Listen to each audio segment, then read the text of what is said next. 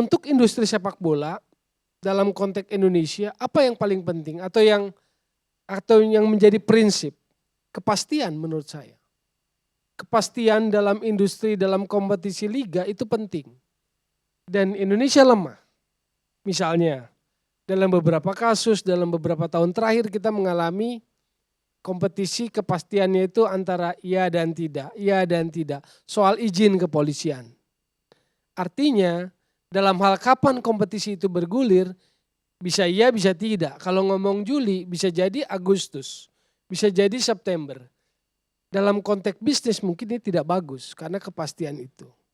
Itu satu. Yang kedua kepastian tentang regulasi.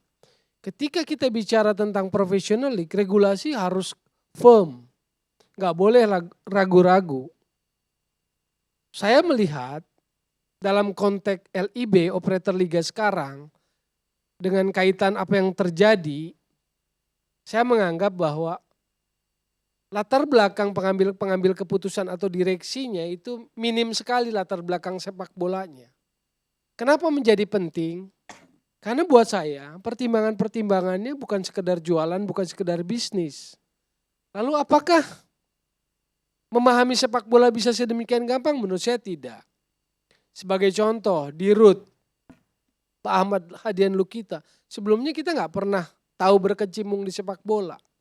Yang kita tahu dia penggemar F1, Formula 1 itu.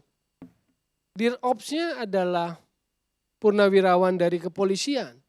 Let's say oke lah suka bola, tetapi paham bola nggak bisa serta-merta. Apalagi dia pegang operator liga yang buat saya harus firm dulu regulasinya itu.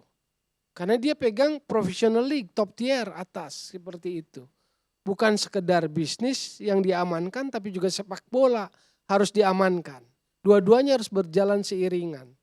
Nah itu yang kan terjadi di dunia Eropa sana tuh yang jadi kiblat kan yang saya ambil contoh tadi.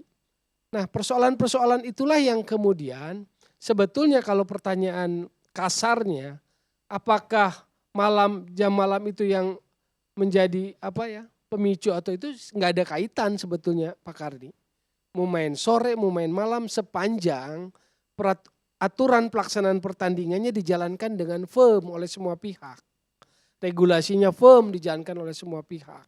Ini kan ada yang salah dalam penerapan pelaksanaan pertandingannya. Tapi dalam konteks sekarang jika tidak ada kepastian juga dari kasus tragedi Kanjuruhan ini bahaya bagi industri sepak bola Indonesia ke depan. Karena satu, kita ini kan belum cukup establish membangun industri sepak bola. Bicara turbulensi, sepak bola kita sering turbulensi Pak Karni. 2011-2012 dualisme, benar gak? Turbulensi. 2015 suspend FIFA, turbulensi lagi. Lalu beberapa tahun terakhir juga. Jadi establishnya susah. Sementara kita ingin partner di luar sepak bola mau masuk. Broadcast ingin masuk, partner mau masuk gitu loh. Nah ini kepastian ini yang harus terjadi. Nah itu yang belum terjadi di kita. Sekarang sebagai satu kasus contoh, saya men-challenge pemikiran. Kalau yang bertanggung jawab dari tragedi Kanjuruhan hanya dilokalisir di Panpel, apakah nanti nggak ada yang mau jadi Panpel? Karena dia akan dipersalahkan begitu terjadi ada sesuatu. Ini kan bahaya. Dalam konteks pertanggungjawaban gitu loh. Itu kalau sekedar hanya Panpel. Lalu kepolisian dengan kasus seperti ini, apakah kita nggak jadi khawatir? Football family untuk mengadakan sepak bola mereka menjadi sangat sulit nanti mengeluarkan izin. Semoga tidak, saya hanya khawatir. Karena apa? Karena kasus ini kalau tidak ditangani dengan benar, tidak ditangani dengan proporsional, maka akan saya khawatir ada ekses-ekses itu. Orang takut jadi Panpel. Karena dia akan menjadi bumper paling yang disalahkan. Lalu kepolisian menjadi sangat sulit mengeluarkan izin. Ini kan gak bagus buat iklim industri sepak bola. Nah satu hal lagi terkait pertandingannya. Kenapa buat saya penting operator liga, pengelola sepak bola itu paham sepak bola. Penting punya sense of business penting dalam mengelola sepak bola profesional penting. Tetapi penting juga untuk paham sepak bola kenapa? begini konteksnya kalau dalam Arema Persebaya. Ini rivalitas yang sengit.